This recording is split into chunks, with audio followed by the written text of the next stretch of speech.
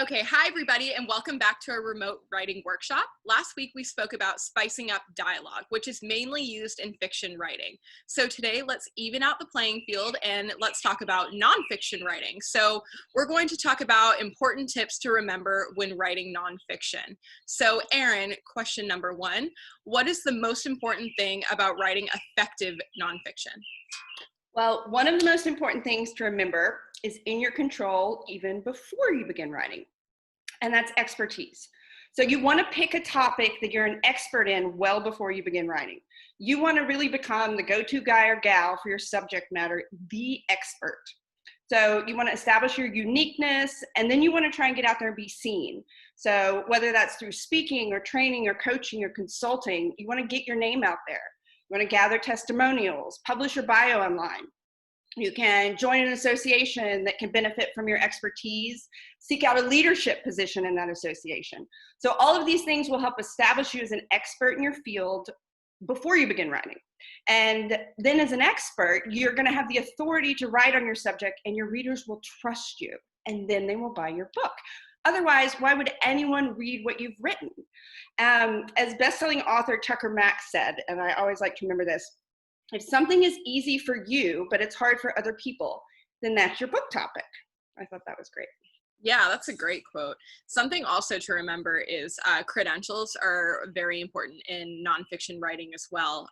Having the credentials to speak and write to the topic that you are writing about. Because if you're, let's say, if you're someone who is writing about cardiac surgery, but you don't have an MD, the credentials of people and the trust is going to be a little bit jaded there. So having the credentials to speak and write about what you're writing about is also super important. Definitely. So question number two, okay, so someone is an expert. What should they remember when they sit down to begin writing?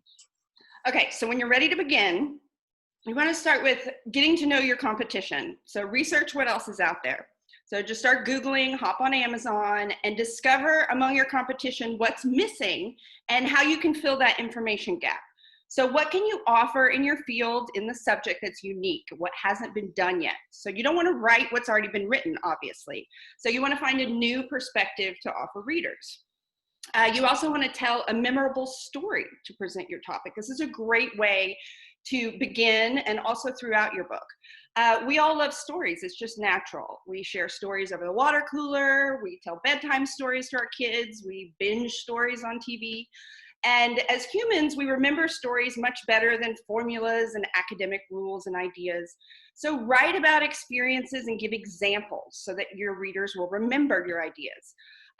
So for example, instead of saying, yoga is beneficial, tell the story of an unhealthy woman or man who completely changed their life around by attending a vinyasa class every morning for a year. Because readers are going to remember stories and be engaged by them, just like in fiction. So think about that when you're writing nonfiction as well. Yeah, and then stories also resonate with people a lot more because they evoke so many different emotions. So, you know, when you're relating to something within a text, it makes it so much easier to remember than just quantifiable data, for starters. Right, and also repeating it to other people, they're going to be able to tell these stories to others. Exactly. Okay, question number three. Can writers use fiction techniques when writing nonfiction? Do some of the same rules apply, or can they? Yes, exactly. Going off the telling of the stories, one thing you can do, just like writers do in fiction, is hook your audience. So great fiction will grab you from the first page, first line, and it doesn't let you go till the very end. So do the same with nonfiction. You want to grip your reader, catch their attention right from the very beginning. So does your first sentence make the reader want to read the second? Does it make them want to turn the page at the bottom of the first page? So you can try things like beginning with a personal or historical story, like I mentioned, or ask a question that moves your audience, including interesting or funny thought, something that's going to really get your reader thinking. Another thing you can do that's very powerful is use emotional language. You definitely don't want to bore your reader by being overly analytical and dull.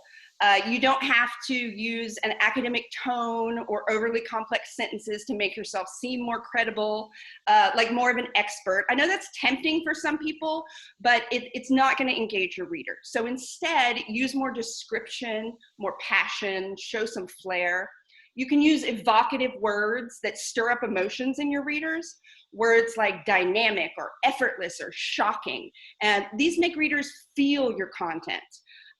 So really go back, speaking of fiction, and read some Fitzgerald, read some Bronte, all of your favorites, and really reconnect with the emotional side of your writing so that you can stir up your readers' emotions, just like in fiction. Another thing you can do that's similar to fiction is give your readers a surprise.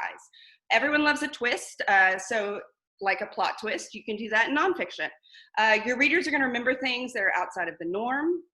So throw in the unexpected, offer a fact that isn't expected, a little surprising nugget, ask questions that they might not see coming, follow a key point with something that may seem contradictory. I love Malcolm Gladwell's tips that he gives. He's an amazing writer. If you haven't read his nonfiction, you have to. He teaches a wonderful masterclass on nonfiction writing, and he covers this really effective method among many other things. So take a look at his masterclass if you haven't. Check it out. Yeah, absolutely. I think it was so interesting how you noted not sounding overly analytical in your writing, because I think sometimes, and Erin, you can speak to this as well, sometimes what we see in first drafts that come in is trying to explain expertise by being overly analytical. I especially remember a draft that came in that used a lot of finance words that a lot of us didn't know. We know basic finance and basic understandings of things like that, but it was so academic that we had to talk about how do we make this more consumer friendly. So remembering that your audience, not everyone is an expert in the subject matter that you're writing about, and appealing to the people who are wanting to learn, who may not know everything yet, and they're wanting to use the book to learn more about it, learn more about their personal finances, investing, things like that. So remembering to appeal to the regular consumer who isn't an expert in that subject matter as well. Exactly, and I think that's something I definitely want to touch upon again, because it's so important. You want to leave that jargon out of it. Use the simple, plain language, and you can include a few technical terms here and there if you need to. But if you're trying to reach a general audience, don't use all that technical jargon. And it's a different thing if you're writing to your fellow academics or something like that. But if you're trying to reach a mass audience, yeah, just simplify. Absolutely. Okay, question number 4. What can a nonfiction writer offer readers in order to create a more meaningful message or to make the book resonate? Well, we just talked a little about simplifying. Another thing to keep it simple is you provide even more value for your reader by giving them information in small, consumable bites. That's another way to simplify. So you can use short sentences and easy, clear vocabulary, as we just talked about.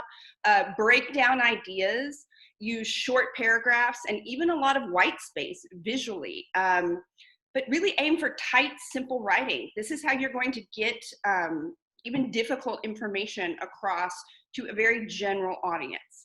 Another thing you can do is always, from the very beginning, know your takeaway. So if readers are asked to describe your book, what do you want them to say?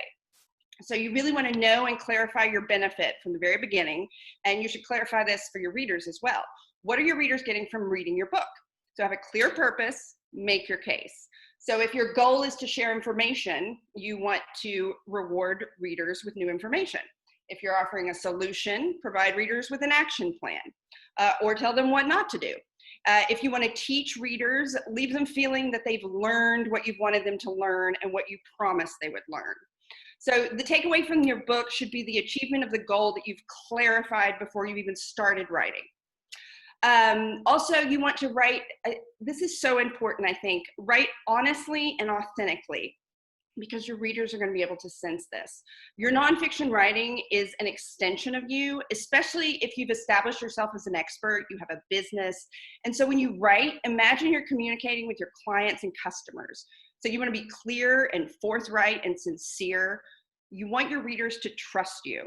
And think of your book as a way of extending the reach of you and your business. And of course, if you're representing your business, you want to be authentic and you want to be honest with readers.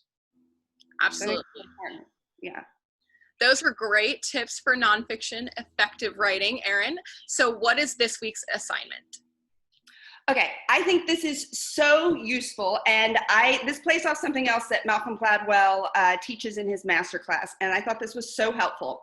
So this week, talk about your nonfiction idea with someone else, and you can also do this for fiction, definitely works, but specifically nonfiction. So talk about your idea with someone else out loud, on the phone, over Zoom, FaceTime, 6 feet away, whatever you're comfortable with right now.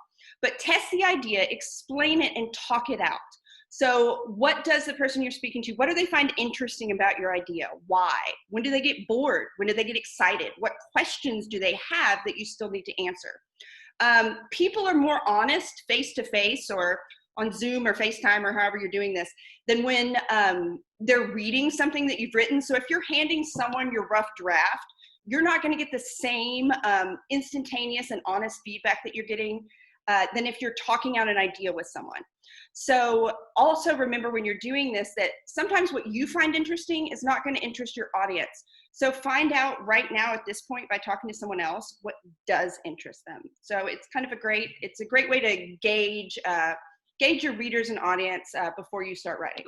Absolutely. Love it. Okay. So those were some great tips and a great assignment to work on this week. So that wraps up this week's workshop. We love hearing your guys' feedback. So make sure you're engaging with us on social media, letting us know how you're enjoying these workshops, what you'd like to see more of, and we will see you guys next time. Bye. Bye.